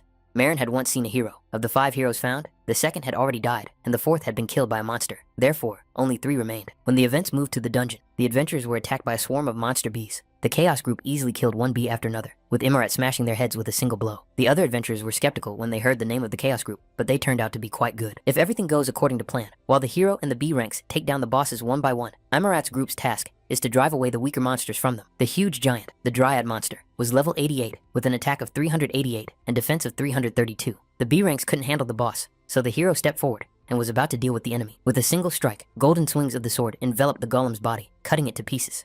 The adventurers praised the hero and his amazing strength, which had defeated the most evil boss of the dungeon. There was one Dryad left, who found the head of her kin. Tears streamed from her eyes, and a terrifying scream rang out. The adventurers were surprised that the monster had such feelings, but they were sure that the hero could handle her. The death of her companion caused the Dryad to grow stronger, her roots spreading around and launching an attack. Marin watched this and realized that this was the boss's reaction to the death of its companion. As it turned out, in this dungeon, 2 bosses had to be killed at the same time. The dungeon boss's level rose to 70, and Marin recommended not approaching her. Anchorman ordered the rank B adventurers to flee, because with their level, they would easily die in battle. Before the guild gave the order to clear the new dungeon, Anchorman bought all the information about the boss from the Thieves Guild in advance. The location of the boss, their number, and even the tactics, that both must be defeated at the same time. The hero decided to lie and reveal only part of the information. The adventurers were to blame for following him without checking anything. Now Anchorman wanted to kill the boss as a hero and increase his fame even more, but he was cursed. Even among the information he received, nowhere was it mentioned that the boss possessed spells, catching the hero off guard. Anchorman wanted to cut the vine that the boss was throwing him from side to side with, but he didn't have time to do so. The adventurers were frightened. The hero was defeated, so the raid was considered a failure. Marin realized that, at this rate, they would suffer huge losses, and suddenly he noticed that the life of one adventurer was in danger. The knight didn't know how much he needed to hold back, but he decided to resort to fencing anyway. A huge swing appeared right in front of the Dryad, cutting her powerful body in half. The rescued adventurer couldn't believe his eyes. The main character had defeated the level 70 boss with a single blow. Marin was a little disappointed, as he had not planned to put on such a show in front of the other warriors.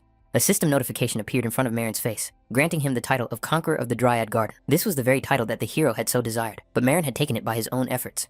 Imotar praised the main character's strength, and Dahlia added that it was very impressive, even though Marin hadn't planned for such an outcome. The adventurers thanked Marin for saving them, as they could not have imagined that there was such a strong man in the C-rank squad. Defeating such a powerful boss, who knocked out the first hero with a single blow, was an incredible achievement. Some adventurers thought that the rumors about Marin were true, that even though he was a killer of his own kind, he did not attack others. Dahlia and Imotar immediately defended their ally, saying that he had saved them, and they had no right to spread rumors about him. Anchorman gritted his teeth. Right in front of him, the boss had been defeated with a single blow. He couldn't see the main character's level through the evaluation, and couldn't understand what trick he had used. The hero was angry at Marin, promising himself that sooner or later, the mysterious knight would pay for this. Returning home, the main character immediately started cooking. It took him a long time to extract the core. Although it was still raw, the core looked very shiny and smooth, and each nut was the size of his fist. Marin could not have imagined that on his way back, he would be lucky enough to encounter a Trent, a tree monster. First, he had to remove the hard outer shell, then manually remove the soft inner skin from each nut, and the preparation was ready. Later, he boiled the peeled chestnuts in boiling water until they were half cooked, and took them out before they became mushy. While the chestnuts were boiling, he had to pour water and sugar into another pot. Boil them over high heat to make a syrup, and as soon as the chestnuts are cooked, add them to the syrup. While frying them, pour the syrup over the chestnuts so that they are evenly coated with the glaze. When they reach the desired consistency, cover with a lid. While the ingredients are cooling, the sauce is being absorbed, so let the dish cool completely, repeating the procedure 3 more times until the chestnuts are ready. The result is Marin Glass's Trent. The shiny sugar glaze, even though he made it himself, makes Marin as happy as can be, and the taste that fills your mouth from the first bite is something blissful. The sugar syrup, applied in several layers, locked in the sweetness of the chestnuts, creating a rich and deep flavor. The chestnuts were soaked in syrup and boiled down, becoming soft and chewy. The main character rushed to Dahlia in the middle of the night and offered her some of his Trent chestnuts. Since it was a fruit, Dahlia could eat it, but the elf said that it didn't matter whether it was a fruit or a vegetable. Imotaro didn't particularly like sweets, and her younger siblings were asleep, so she couldn't treat them. Dahlia had to agree to try Marin's cooking, because he looked so pitiful after cooking late into the night. Although it was the fruit of a monster, it turned out to be sweet and tender, and the fragrant thick syrup perfectly complemented its sticky texture. Marin wanted to know if it was tasty, but Dahlia was embarrassed and said she just wasn't used to sweet things. But she did reveal that the nuts tasted like autumn and wanted to know the name of the dish, which was called Marin Glass. Dahlia actually loved sweets, but her mentor taught her to restrain her appetite. In her native forest, she was not even allowed to eat sweet strawberries. Her mentor was not strict. According to Dahlia, she was a serious person and still served as captain of the guard in their forest. Hearing that her mentor's name was Rosa, Marin took her by the hand and said that she had pink hair, a spear as a weapon, and the attribute of water. Dahlia was surprised because this completely described her mentor, and she immediately asked the main character how he knew this. The main character asked the elf if they could go to her native forest tomorrow morning. Early in the morning, Marin found himself in the central continent, the great forest of Izur. Once, he went on a mission with an elf. She was the best friend of his senior partner, a mage. He remembered her well because she fought with a spear, which was rare for elves. He asked Dahlia many times if she was sure it was the same person, assuming that she might not remember him. Soon, a woman with short pink hair and a spear in her hands stood right in front of the main character. Rose saw a man in a helmet. He was tall and slender like her kin. But why did he want to see her? The main character revealed his real name, Charlotte, greeting Rose, whom he had not seen for so long. Rose laughed. She remembered Charlotte and asked how long it had been since they last met. Putting her spear to the main character's throat, Rose asked him who he was to try to pass himself off as her old friend. She did know such a person, but that was 100 years ago. He could not possibly have lived to see this day. But if it really was Charlotte standing before her, the woman wanted to know what she called the Knight. The mage offered the main character to join their group because it was rare to find such a skilled tank as him. Charlotte immediately refused, but the mage suggested that he go on an adventure with them at least once. The mage added that if Charlotte went with them, he would be able to see other races, such as elves. There were no elves in his group, but they were his best friends, and Mr. Charlotte really wanted to see representatives of other races. Everyone outside the forest was crazy about elves, and Charlotte couldn't believe what he saw. After meeting her, Rose immediately said that Charlotte was too long and pretentious and would break your tongue. So from that moment on, she called the main character Charles, so as not to break her tongue. Rose truly believed that Charlotte was standing in front of her, with almost the same physique and voice, but he didn't look like an old man. The main character added that he was about 15 when they first met. He continued that the magician, his best friend, was then the youngest magician in the Tower of Magic. He loved Madeline cookies, but the only ones he didn't eat were the ones Rose baked. She also received so many letters from mercenaries that they could have piled up into a mountain. Rose definitely believed in him. Charlotte had a calm aura and a soft voice that contrasted with her innocent tone. It was really him, so the woman told the main character to go with her. She wanted to check something. Once they were in her house, the elf apologized that she couldn't offer him anything, as she was just sleeping in the house and didn't need anything. Rose lived alone on the edge of the forest, because from there, it was easier to watch the entrance to the forest as its guardian. 100 years had passed, and Rose had hardly changed, which was probably normal for an elf. Rose took Marin's hand. He really hadn't aged a day. She, as an elf, had lived for so many years, but his human body seemed frozen in time. Rose assumed that her friend Carl's was also alive and ageless, but Marin replied that he was already dead. Marin was the only one who had survived from the entire squad. Rose confirmed that it was foolish to hope that humans could live so long. Her life as an adventurer was short, and Rose almost immediately returned to the forest to settle down, so she only learned news about them from rare letters from Carl's. But at some point, his replies stopped coming. Rose waited, thinking he was just busy, but there was no news for 20 years. Charlotte's group, Romantia, disappeared, as if it had vanished into thin air. In those days, the disappearance of an entire squad of mercenaries was not uncommon, but the sudden disappearance of such an experienced group as Romantia caused a stir throughout the guild. At first, Rose didn't believe it and kept waiting for news, but too much time had passed to cling to hope. So now Rose is more surprised than happy. She wanted to know how Charlotte had lived for 100 years and not aged a day. The main character asked Rose if she remembered their last raid together and the rare item he had gotten. The one that fell to Marin from Regina Aranea, Queen of Spiders, was the book of the skill Arachnophobia. Rose remembered it. She was the only one in the group who had the appraisal skill, so she checked the item for Marin. The reason he was still alive and the reason his companions had died was that very book. Charlotte rushed forward, her mockery attracting the enemies, but they were faced with unusual goblins.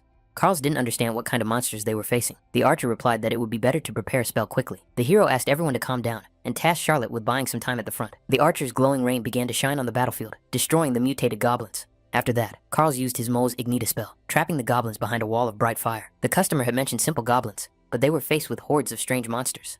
Carl's didn't like this at all. These goblins were too different from what was in the description. There was no point in going any further. They had to take the corpse and return with evidence. Suddenly, they saw a stranger in a cloak who called it rude. She had spent a lot of time creating monsters, and the adventurers had killed them so cruelly. The archer asked the stranger who she was, as this was now a closed area where a sweep was being conducted. On command, Charlotte immediately stepped forward to defend her allies.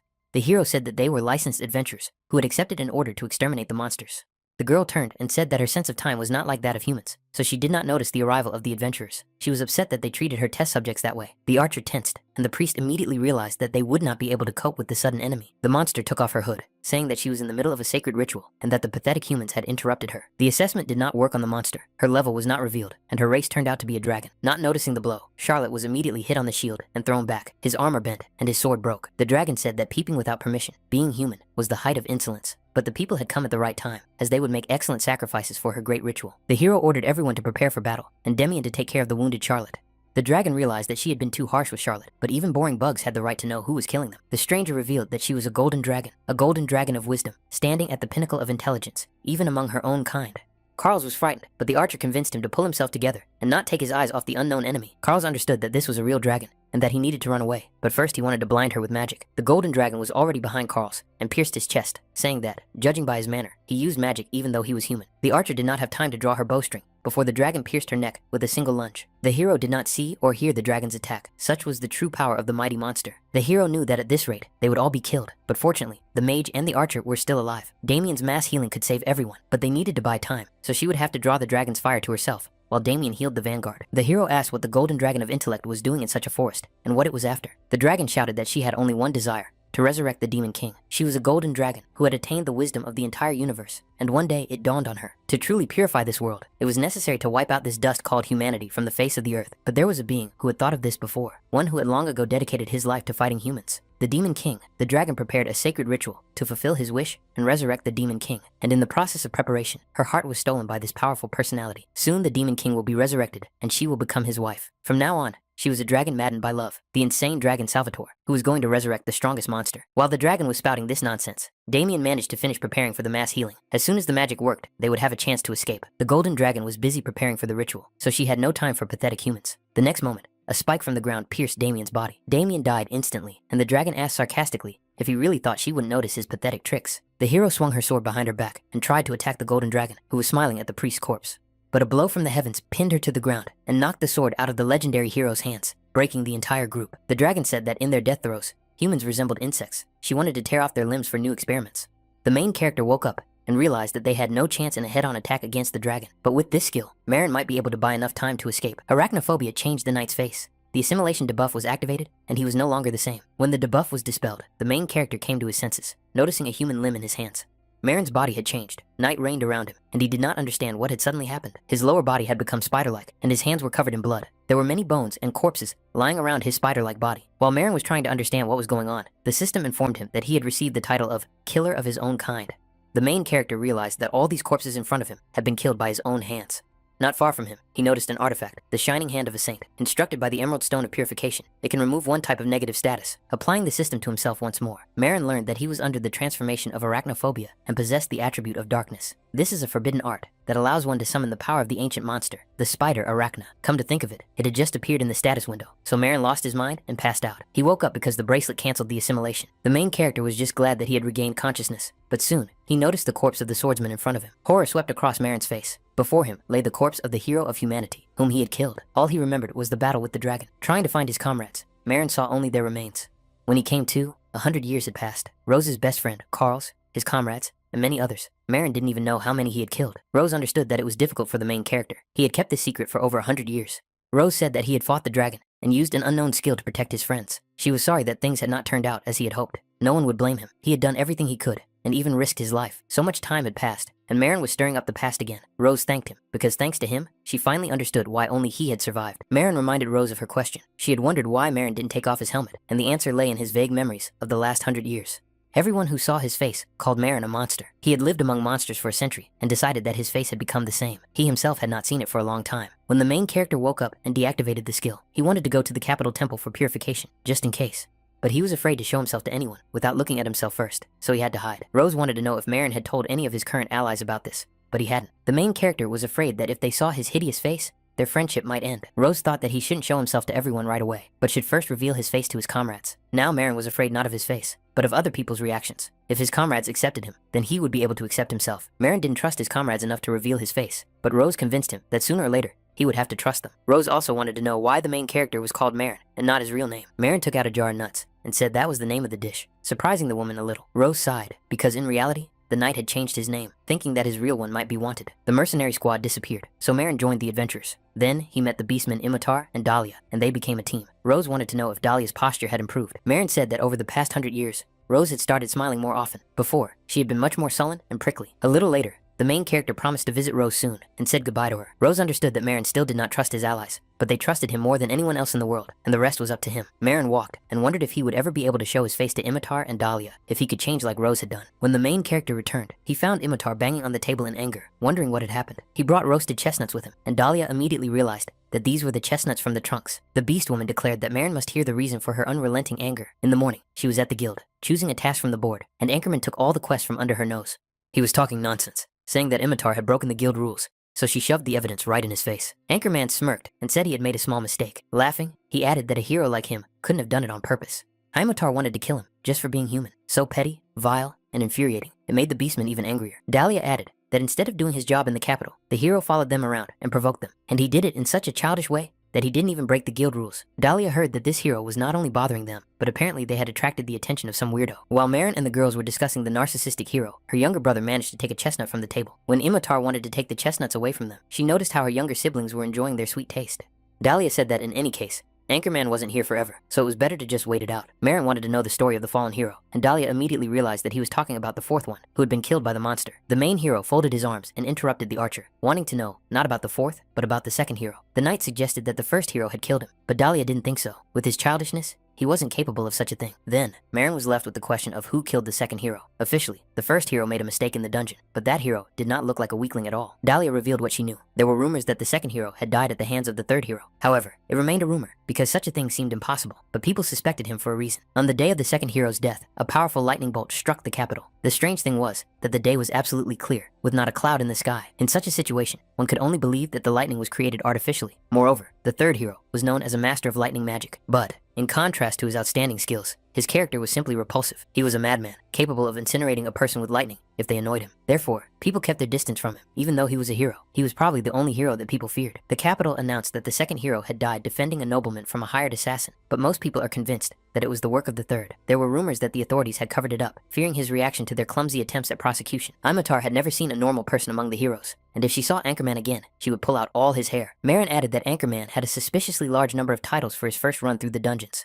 Dahlia had a theory that the condition for receiving the title of hero was to have the title of Dungeon Pioneer. After all heroes had such titles until now. Imotar realized that Anchorman was furious at the thought of a new hero candidate appearing and was trying to grab all the first-time titles for himself. If you think about it, it all makes sense. Anchorman believed that Marin had taken his title for completing the Dryad's Flower Garden. That's why he was probably mocking him, just to find a reason to fight. The main character did not understand what was wrong with there being more candidates for heroes, and that this should be for the best. Suddenly, Marin remembered Rose's words about how he should learn to trust his allies as much as they trust each other. No secret can be kept forever. Sooner or later, the day will come when the truth will be revealed. But even if a monster is hiding under that helmet, will they accept him as they do now? Once in the dungeon, Imitar dodged the mutated slime, a level 39 monster that turned part of its body into spikes and hunted by jumping with incredible elasticity. Since it was a slime, Dahlia thought it would be a mud-level monster, but it was a mutant. The girl asked Imitar not to block her view, as she couldn't aim. The main character rushed forward, applying a magical flame enchantment to his blade. This species was completely unlike the slugs they knew. It could be a harbinger of the Demon King's resurrection. If so, he might soon meet that dragon again, if Marin found herself in the same hopeless situation. Imitar and Dahlia were weaker than his companions from the old group, and if this happened again, he would not be able to protect them. Dahlia immediately rushed to Marin's defense, pushing him away from the slug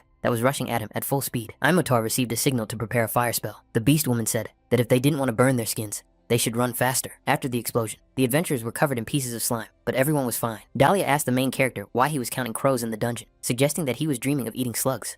The archer's hand was injured, but she said it was nothing serious, that she had been hit a little earlier. The main character realized that it was his fault and asked Dahlia why she had come to his rescue. Imitar tried to heal the archer, while Dahlia tried to understand what the knight was talking about. In a dungeon of this level, he would never have been wounded. Besides, He was a tank. His place was in the vanguard. Dahlia said she wasn't an idiot, and her body moved on its own. She didn't even have time to think. Imotar noticed that Marin had not been himself since he met Dahlia's teacher. The main character apologized in the dungeon, and didn't even try to justify himself, saying that he would be more careful in the future. Imotar wanted to know if something had happened, but suddenly Dahlia asked her allies to stop. Dahlia sensed the smell of monsters nearby. A group of adventurers was fighting a dark beast, and was rapidly losing the battle. The man was surprised that reinforcements had not yet arrived. At this rate, the monsters would reach the wagon. The monster was about to kill one of the wounded adventurers, but a burst of power severed the beast's arm. Dahlia came to the aid of the adventurers, drawing the monster's attention to herself. Imotar immediately rushed forward, piercing the monster, created from matter, with her golden blow. The monster dissolved in front of her, then reassembled itself, and attacked the beastman from above. But Marin arrived in time to help. Lunging forward, the knight managed to cut down the material monster. The dwarf approached Marin and said that he no longer knew what to do if the soldiers fell, but they had been saved. It was rare for Marin to help of his own accord, and the girls were surprised by this sudden decision. Someone got out of the carriage, and the knight immediately asked the girl not to get out, as it was still dangerous around. The girl immediately fell to her knees. They did not expect to meet such an important person here. Maron did not understand who was in front of her, and Dahlia and Imotar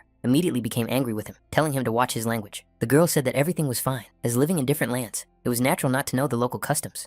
She introduced herself as Ophiura, the daughter of Tatachi from the Kingdom of Gnomes, a master craftsman of gold. Dahlia thought she was a child, but who would have thought that she was the Lady Gnome herself? Marin still didn't understand who she was. Ophiura was a black magician from the Kingdom of Gnomes. Marin did not know from the beginning that she was not a human child. Dahlia asked the main character why he would save a human, her hatred for them flaring up instantly, without the slightest hesitation. Imotar was not with them, as she was performing her duties as leader, having gone to the guild with a report. When a lady gnome is involved, the guild will not remain silent either. From questions to explanations of the situation, Imotar must have had a hard time. Marin couldn't believe that Ophiura was really an adult, as she looked just like a child. Dahlia called Marin a fool. He shouldn't have spoken about the lady gnome in such a tone. The man laughed and said that he didn't mind if people thought they looked like children. He added that Lady Ophiura the dwarf was undoubtedly an adult woman. She was already married and had children. In any case, the man thanked the adventurers once again, because thanks to them, the situation had not taken a serious turn. If the guards had been injured, he would have been very worried, so they had really helped them out. One of the guild administrators entered the room with Lady Ophiura, saying that all the confirmation procedures for this case had been completed, and they could now go home. Lady Ophiura learned the names of her rescuers, saying that she would never forget the names of her helpers. Before leaving, Ophiura asked the children to take care of themselves, adding that little red things would suit them. The administrator deliberately sent Lady Gnome ahead, because there was still a lot to check, so it would take some time. After a while, Imotar was still not there, and Maran was hungry, so he decided to have dinner. To Dahlia's surprise, the main character was holding a very ordinary salad, which he even offered to share. After thinking for a moment, the archer couldn't believe that there were any monster parts in this salad, so she decided to try the dish. The salad turned out to be really tasty, with perfectly balanced fresh vegetables, and even a spicy note. Dahlia also really liked that Marin used oil instead of dressing. Dahlia noticed that the main character rarely cooked anything so wonderful. She wanted to know what the soft things in the salad were. As soon as the archer found out that it was slime, she dropped her fork and was shocked. Maran didn't have enough ingredients for cognac, so he tried pouring chestnut juice on it like pudding, but it didn't turn out so well, so he chose the simplest and safest option, salad. The vegetables were ordinary ones bought at the market. The main character dried and chopped up the body of the eyeball demon he had caught in the Dryad dungeon and added it to the salad. Dahlia flew into a rage, asking the knight how he dared to feed her monsters again. Marin said that Dahlia herself had admitted that the salad tasted good, so what was there to complain about now? While the adventurers were arguing, Imotar came to them, so exhausted that she could barely stand on her feet. Imotar was exhausted. There were too many procedures related to testimony and paperwork at the guild.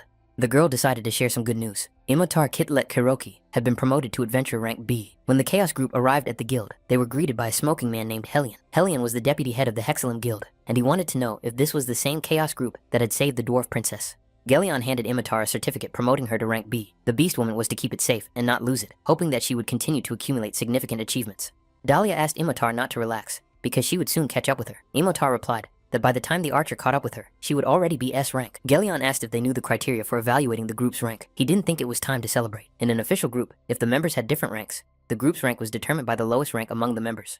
This meant that the rest of them needed to raise their ranks as soon as possible to become a B-rank group. The main character wanted to ask Helion about the dragon that attacked Adorama 60 years ago, whether the deputy had any information about the golden dragon. Helion said that it happened before he was born, so he didn't know, but he had often heard stories about it. He only knew how terrible the situation in the village had been during the dragon's attack. Helios said that Daisy should know more about it. She had been in the guild longer than anyone else. The deputy studied the papers about Marin Gla and couldn't believe that such a strong adventurer had appeared so suddenly. Since his goal in searching for the golden dragon was quite unusual, Helion decided that he needed to keep an eye on him. The main character wanted to learn about Daisy's knowledge of the golden dragon. The elf was the one who had organized the records of that incident. Marin needed to know the location of the golden dragon. He wanted to know where it was after attacking Adorama. Daisy was surprised, asking if Marin was asking whether the dragon had been defeated or not. Rumor had it that the dragon had been defeated by adventurers 100 years ago, but Marin refused to believe it at first. If it was the same ancient mad dragon, Marin wondered what would happen to his desire for revenge. However, this information could be false. The report said that it had been defeated, but this entry was most likely made based on the situation at the time. During the battle, Monstrous magical power was unleashed on the dragon, and when the flames subsided, everything became very strange. Only a crater remained at the site of the spell, and the golden dragon disappeared, without a trace right on the spot. This meant that there was no corpse left, and since there were no attacks after that, the guild decided to count the order as successfully completed. The main character understood that human magic was not powerful enough to destroy the dragon's corpse, which meant that it was still alive. Marin wanted to clarify if there were any details about the dragon. Daisy said that there was no branch of thieves here now. The nearest large base of the Thieves Guild was in the city of Forgotten, in the western wastelands.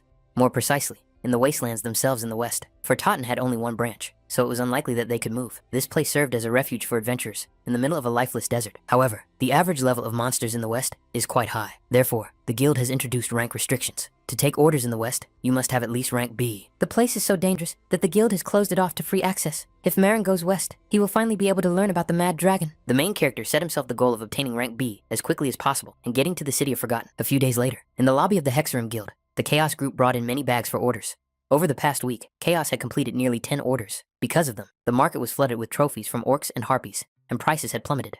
The administrator himself did not understand how the group managed to work at such a pace without rest. Dahlia said that fulfilling a bunch of orders was one thing, but watching Marin eat was shaking her psyche. Just yesterday, Marin said he wanted to try a new type of slime, and ended up catching all the possible negative effects at once.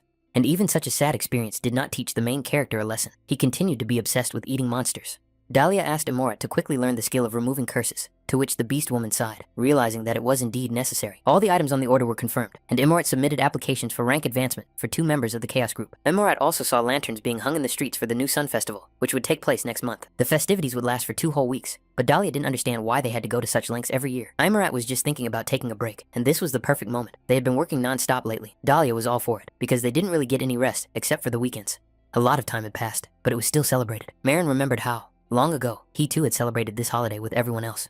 But fortunately for the group, Miss Dahlia and Mr. Marin had both fulfilled the necessary requirements and could now obtain rank B. The anchorman was just passing by and happened to hear about it, saying that he simply couldn't resist congratulating them in person. Dahlia asked the arrogant hero what he wanted, as if the past clashes weren't enough for him. The anchorman just stopped by to praise them for their efforts. Who knows? Maybe one day they'll grow up to be as great as him. Anchorman suggested that the main character show his face, something that had been on his mind for a long time. A mighty warrior who had fallen like snow on his head, and yet not a single living soul knew what he looked like. Starting with rank B, Marin became the guild's main combat unit. But how could the guild trust someone who didn't even show his face? Dahlia asked him not to talk nonsense. It didn't matter where he came from or what he looked like. Come to think of it, no one had ever seen Marin's face. Not only was he suspicious, but he also ate monsters, which aroused the suspicions of the Chaos group. The administrator apologized for interrupting their conversation, but he confirmed Anchorman's words. In order to officially approve an adventurer for rank B, their identity must be confirmed. Therefore, when registering, it is necessary to record their appearance and distinguishing features. Dahlia asked if there was another way, if she, as an elf, could vouch for him. Even if Dahlia vouched for him, rules were rules. If it was difficult for Marin to do so in front of everyone, he could only show his face to the staff. The anchorman continued to press, saying that the Hexalim Guild was officially covering up a dangerous individual. If he was a dangerous individual with an unconfirmed identity, then for the safety of other adventurers, Marin had to show his face. The adventurers took his side, and Dahlia became angry because he was deliberately escalating the situation. Anchorman asked him to show his face to everyone if he had no good reason to hide his identity. Imorat said that Marin didn't have to listen to the Anchorman's nonsense. They would find another way to confirm his identity, whatever it took. The main character knocked Imorat's hand away and began to walk away, completely overcome by a panic attack. Anchorman said that such a reaction only made the main character more suspicious. Since he couldn't show his face even in such a situation, they would have to submit an official request for an investigation to the guild. The Anchorman continued to press, and Marin could no longer take it and began to run away from the guild. Imorat became enraged, asking the hero how he dared to insult his comrade and threatening the anchorman. The arrogant guy declared that for a group that discriminates against people, this behavior was worse than inhuman. Dahlia stood up for Imitar and calmed her down before she started a fight with the hero. Everyone was watching them, and if Imitar laid a finger on the adventurer, the consequences for the group would be dire. Imitar told Dahlia that this man had brought their comrade to such a terrible state. Clenching her fists, Dahlia left, saying that she also understood the gravity of the situation, but that it was not worth taking hasty action now. The main character did not understand why he was running away. He knew that he would cause problems for his companions if he ran away, but he had no other choice. Marin remembered the time when he managed to dispel the spell of arachnophobia that had been on him for 100 years. The main character had to use the clothes of dead people to return to Adorama as quickly as possible. Touching his face, Marin did not understand what had happened to him. His face had changed in a strange way. Marin had to put on the nearest helmet, frightened by the thought that his face still looked like a monster's. Even if all members of the B-rank group, if the application is not approved, they will not be able to take on B-rank tasks. The main character was terrified of being judged by other adventurers if he showed his face.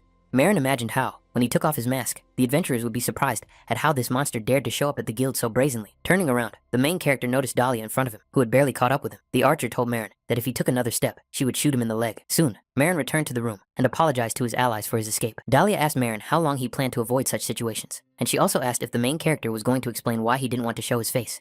Imor had asked him to at least give a reason, otherwise they would not be able to come up with a solution. Marin revealed the truth, that he had been in an accident a long time ago, which is how he got the title of killer of his own kind. He had never killed anyone before, but since that accident, his face had changed, and now resembled that of a monster. Marin continued, saying that in his memory, everyone who saw his face reacted as if they had seen an ugly monster. This was the reason why the main character was afraid to show his face. If they found out that his face was that of a monster, it could cause trouble, since they were in the same group with him. Marin couldn't ruin the future of his allies.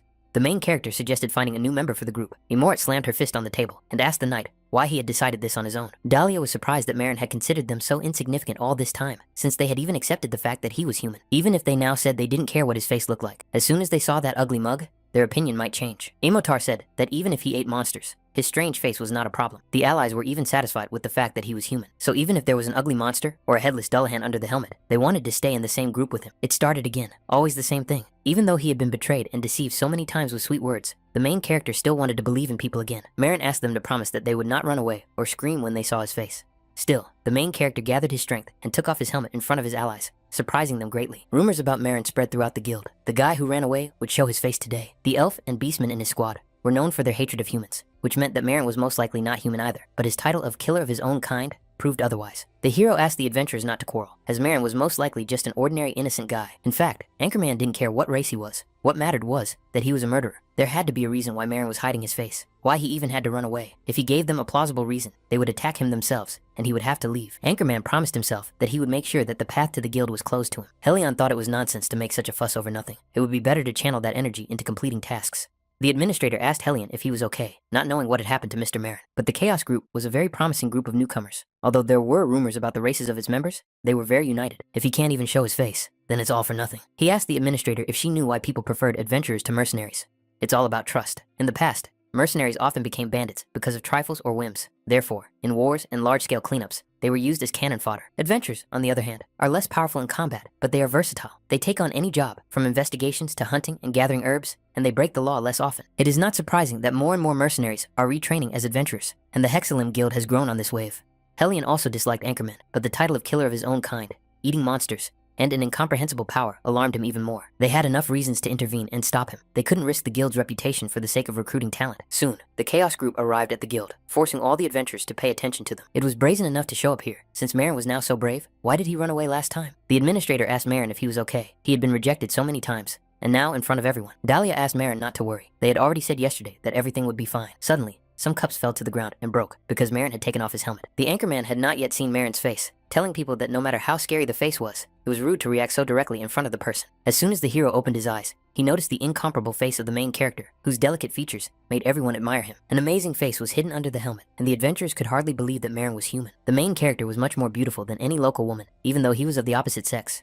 Emitar said that there was nothing special about it, but Dahlia reminded her of last night. When the main character returned to the room, Marin suggested that his face was inexpressibly ugly, apologizing for making them look at such an abomination. Imitar grabbed the helmet and immediately threw it to the ground with all the strength she could muster. The beast woman warned the main character that if he ever dared to fool people again by hiding such a face, his insolent head would be knocked off his shoulders. Emitar was angry that Marin called his face ugly, and Dahlia could barely restrain her. Dahlia asked Marin where he got the idea that he had turned into a monster with such an appearance.